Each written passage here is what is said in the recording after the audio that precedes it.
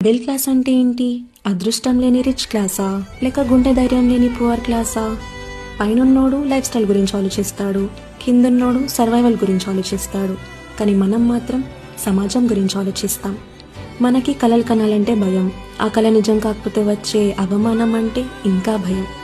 సొంత ఇల్లు, సొంత కార్, కొంచెం బంగారం, ఇవి మన కలలు కావు, మన గౌరవం.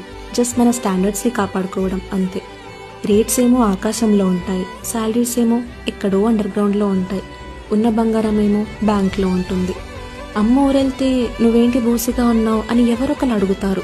అది బంగారం గురించి అడిగిన ప్రశ్న కాదు, మన స్తోమత గురించి వేసిన ప్రశ్న.